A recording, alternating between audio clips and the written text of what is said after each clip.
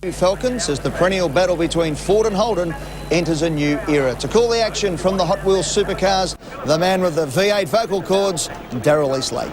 Eddie, settle back and buckle up, son. This will be something else, I'll tell you, because yesterday it was Captain Chaos at its best. We had some carnage here, but by gee, having the team's done a fantastic job to get the cars back on the grid. More about that later. Let's look at the top runners for you. Mark Scaife, Craig Lowndes, they were fantastic yesterday. That's how they finished, and they really dominated the race. Stephen Ellery with a fantastic drive in the older model Falcon EL. Johnny Bow in the Falcon AU, and that, of course, is the new team, the Caterpillar Cat team out of Western Australia. Russell Ingall there, he came in next, and we go down through the field. Car 15, young Kelly's done a terrific job to be there. Greg Murphy's also good. Tander, fined $1,500 for taking Wayne Gardner out yesterday and lost all the results out of that race. Dickie Johnson way back on 17. That's unusual for him. Crompton there in the new Falcon, and that's a pretty looking car, let me tell you. That's a works car. And you'll see some big names toward the end of the grid. AJ, mainly because all of the smash and bash we had. Yeah, obviously being non-finishers in yesterday's race, they have to start this race from the back of the grid, and that in itself will be very interesting to see. Bargwanna and Gardner, what a job they've done to get those two cars repaired overnight. Yeah, I don't think the mechanics had too much sleep last night, that's for sure. Wayne Gardner, brand new car. Bargwanna, brand new car, and both very heavily damaged. And boy, oh boy, they have done a remarkable job. And I spoke to Wayne Gardner late this afternoon. He didn't think there was a hope in Haiti of getting that car ready for today. Crompton's actually in the EL Falcon, Daz. It's painted exactly the same colour as the AU. They did a great job to get Glenn's car finished. They obviously didn't have any time to do two of them. So Neil in the EL and Glenn in the AU. Well, of course, Russell Ingall also involved in a big carnage yesterday. And they've done a remarkable job to get his car back. So there's been some big pedal work done overnight. But it's great to see 40 cars. You were saying yesterday you think they'll get down to a qualifying system this year. So many V8s in Australia. Well, there's 7 in existence in Australia at the moment, and a lot of the circuits, i.e. this one, can only take 40, which means 30 are going to miss out. So I can see probably pre-qualifying and selection going on throughout the year. This formula has really grown. Yeah, very healthy in the country, and you'll see the number of cars as they're coming around now to take their position on the grid. Glenn Seaton showed glimpses of just how good the Falcon may be this year. He split the two Holdens in the front before the accident. Yeah, that was a great shame to see him put out like that, because that would have been very interesting indeed. But the two HSV cars, the two VT Holdens, really are in a class of their own. They're sort of the McLarens of the V8 field at the moment. Well, I was just talking to Tom Walkinshaw, has a lot of input, of course, into those cars, and also in connection with the Arrows Formula 1 team. He was delighted with their performance, and he said there's some development left yet. I know, it's frightening. All right, set now, waiting for the lights to come up. Glenn Seaton, there he is. Always looks nice and cool and relaxed. He really showed a glimpse of what the new Falcon AU might do this year. He was up, well, he's way back at the grid now because of that accident. Green flag from the rear, ready to go. Wait till you hear it start to rumble. Let me tell you, the track starts to shake. The Formula 1 mechanics, they come out to look at these. Green lights racing now. Both the Holdens get their power down nicely. Stephen Ellery with a good start. Johnny Bowen up on the outside. That looks like Jason Bright, I think so, in the bright blue car. Here they go, Holden 1 and 2. Right nose to tail. Ellery, great job in third. Great start from Scaife, another really good start. He's got clean out. I don't know who I think that's Terry Finnegan by the look of it. A bit hard from this aerial view. Number 43. Yeah, Paul Wheel in the Falcon. At the moment, Russell Scaife, I said that the other day, I've known his fun. Don't age him that quickly. All my life I was cooler than Russell. Yeah, Mark Scaife doing a great job. Now, yesterday, these two really did fight out a great battle, but we were very impressed with the young fella because he was just going so well. I mean, Stephen Ellery didn't give an inch to John Bow yesterday. No, and he came under a lot of pressure for a long time. That's one of the ex-Stone Brothers car. I'm not sure whether it's the actual ex-Bright car and Richard's car from Bathurst, but he bought that car a month or so ago and hasn't had a great deal of time in it, so his performance is very impressive. Russell Ingall now, he's in that distinctive silver car. Oh, looking under dearie brakes. me, locking up brakes big time. Plenty of Oh no, that's more than the lock-up brake. Yeah, that's an engine lock-up. That's terminal. Gone. Jason Bright out with A lot of smoke just pouring out of the car. He'll pull it onto the grass there, get it out of the way. Dare I say it might have been a hose connection or something come loose? Yeah, it looks like something like that. Okay, good on you, AJ. Out front still the two Holdens, though. Stephen Ellery doing a great job in third place now. Look who's behind him. The man that really had something to do with all that chaos yesterday. Russell England done a terrific job to get his car back into shape because it was bent on basically every corner. Well, Russell's there. He'll be putting plenty of pressure on Ellery. He's not a bloke that sort of gives up very easily. He's a real good, hard racer, and he'll be putting major pressure on Ellery. Tony Longhurst and Greg Murphy, too. They're well placed just behind the main pack. Johnny Bow in that very distinctive black and yellow car. The Caterpillar car, the Cat car, comes out of Western Australia. Left Dickie Johnson to join the team. A lot thought it was a pretty bold move to make, but I tell you what, he's on the money already, and he's always on the pace. Yeah, John's always been on the pace in touring cars. He's one of the best touring car drivers in Australia, bar none. It's interesting to see where Mark Scaife actually makes up the time over Lowndes, and then Lowndes closes the gap in other sections. These two are doing it very easily. Interesting to note that Scaife's starts have never been great. It was always Lowndes off the line, but this weekend Mark Scaife's starts have been tremendous. Yeah, complete turnaround in that department.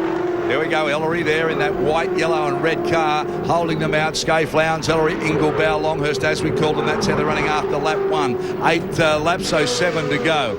Ellery doing a great job. And I mean, on a circuit that really, if you're going to be intimidated, you'd feel intimidated here. And the other good thing about it, of course, we don't now have to sit back and conject about whose tyres are going to go off and who's got to nurse their tyres and what tyres suit the circuit better than this other guy, because they're all on the same. And that has been a good move, and it's something you called for a couple of years ago. Well, it just puts everyone on more of a play. Oh, no, Cedo out again. Deary me, he's not having much luck with that new car. No, he's not, but he showed a glimpse of what it's capable of yesterday, I think, and we only got a glimpse of a beautiful colour scheme. The Ford Works colours, of course, into the sand trap. Let's have a look at the replay. Whoa, oh, dear. Went in there very quick, almost like he had brake failure. He went in that quick. Plenty of gravel there as he tries to turn the wheels. No go down to the axles in the kitty litter. But the new Ford, I think it'll be a fantastic season. Look at that on board. He really did show yesterday that the car's got a lot of pace, and he was running with the Holdens whilst he was running. Good shot of the beach then. Yep. And, of course, that's the brand new Works Ford. Neil Crompton in the sister car. It's an older model. It'll be updated as the season proceeds. But the Holden's not quite as dominating today. Ellery's done a great job. He's just hanging on. He really has surprised me. I think he's found a new fan as well. Well, I'm telling you, it's been a great job. It's an older model car, and he's in great company, and it's on a circuit that's very, very scary to drive. It's intimidating, and he is not giving an inch to anybody. No, his drive yesterday and so far today, very impressive. So Scaife and Lowndes still hard at it, and beautifully turned out these cars. They really, really are. And Walkinshaw said, don't worry about that. We've got a lot of development yet for these cars.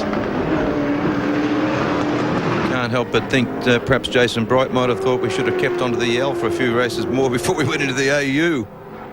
Well, new cars always difficult, and of course Holden had the edge by having those few races later in the season last year to at least do some race testing. Whoops, Terry Finnegan there having a bit of a lose. He'll be giddy by the end of the weekend. He has done that a few times. Look at the size of this crowd as the cars all sneak through, and they love the V8s here. It's terrific to be down in the Formula One pit lane, because as soon as the V8s fire up, they all run out. They all come and have a look. I think it's a formula that's captured the imagination of everyone, Daz. I mean, they're big and they're noisy, and flames belching out of the exhaust, and they swap positions. Well, haven't done so much this time, but no, it's a very exciting form of motorsport, and I think that's been borne out by the fact that there's 70 of them in Australia. It's becoming very popular. And AJ, your general bound. Absolutely. Do you know, for Adelaide, they're going to reconstruct the Formula One circuit over there, and they're holding the Adelaide Fabulous 500, a 250 race on the Saturday, a 250 race on the Sunday. Most of the corporates have already sold out completely, and they're predicting a similar crowd to when they had the F1 race there. Yes, and of course Darwin last year, a new addition, and that was a big success. Here we go, Scaife, Lowndes, 1 and 2. Holden Racing Team as they start to reel off the laps now, all together nice and tight, just running in formation. Stephen Ellery doing a terrific job. He's back in third place, shadowed by Johnny Bow. They come up the start-finish line again. We'll take a break. Hey, buckle up, Australia. The V8s are on the track, and we'll be back.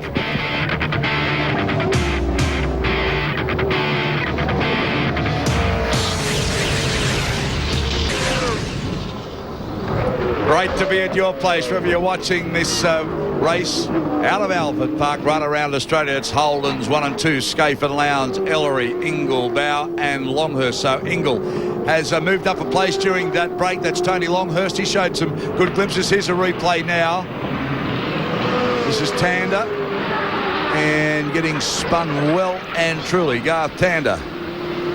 Tander's been in the wars a little bit this weekend. He was fined $1,500 yesterday and disqualified from yesterday's race for punting Wayne Gardner up the backside. So not the best of weekends for Tander.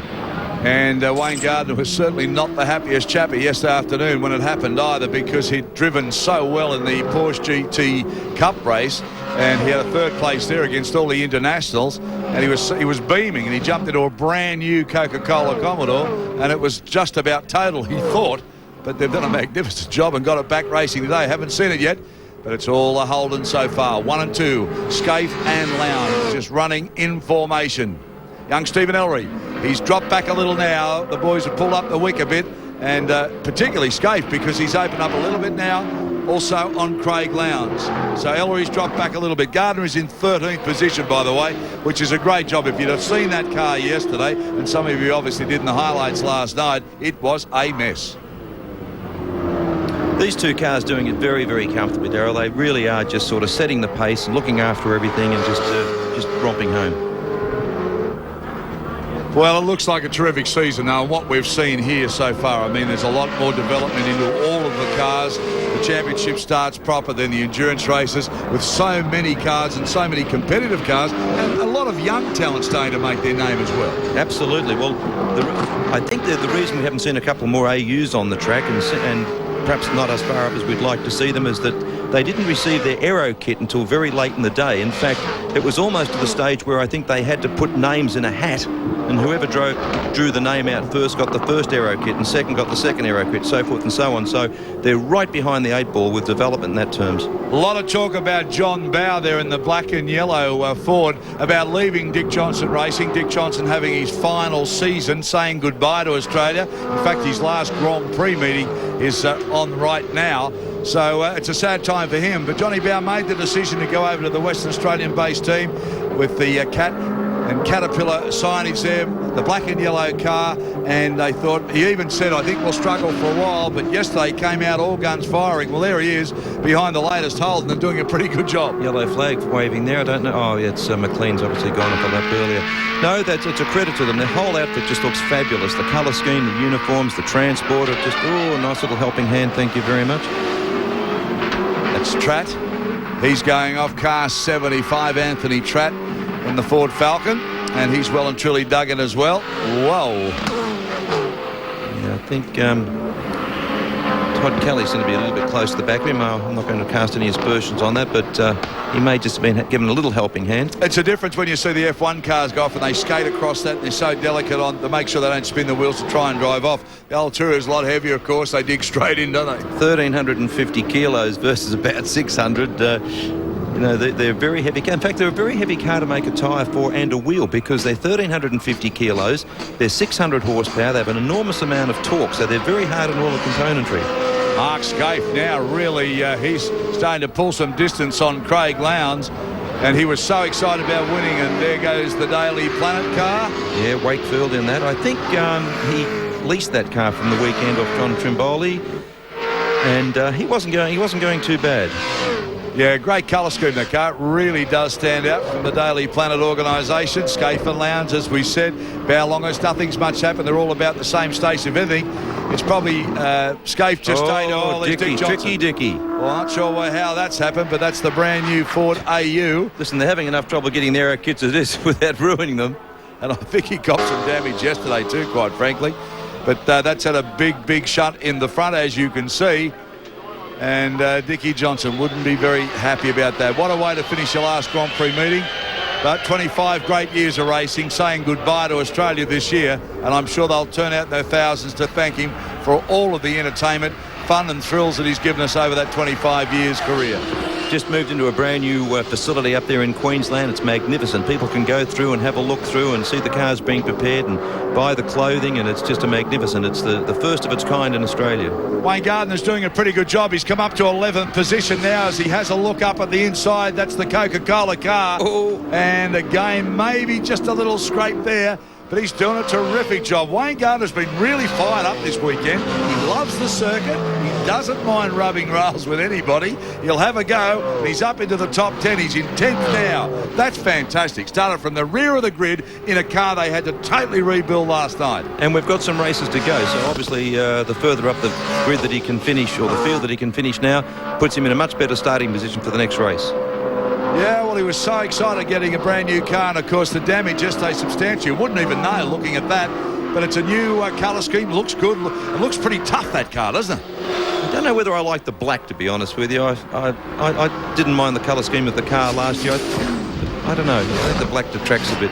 On the last lap now, the two Holdens. Lowndes has closed up slightly. Ellery still in front of Ingle. There it is. Scaife, Lowndes, Ellery, Ingle, Bow and Longhurst. Positions really haven't changed up the front, and I can't give young Stephen Ellery enough raps. He's holding out some tough men there in third place. You've got Johnny Bow, Russell Ingle. Not easy to keep behind you. Another one which is going fairly good is Greg Murphy. He's quietly crept up to 7th spot. Yeah, I think we can expect Freddie Gibson to really turn that team around this year. Well, Fred always turns out the most immaculate cars. Everything is left nothing. He leaves nothing to detail. And certainly the Gibson cars have always been, one of the best turned out and prepared cars. Yeah, got good staff this year, good drivers, and I think he was saying the cars are new and we won't be competitive for a little while into the season, but I think they're all playing ducks and drakes at the moment. Freddie Gibson never ever races to come second. Well, who does? Now, Scafie's got his hazard warning lights on, so I don't quite know what's going on there. So, Mark Scaife out in front at the moment. Craig Lowndes sits in behind him. That's how they finished yesterday. And Scaife's done a pretty good job. Lowndes wanted to have him. He took pole. Scaife made the better start. And they've just driven a beautifully constructed race. They've used all the track and some. Haven't got into any bingles at all. In fact, haven't put a scratch on the car.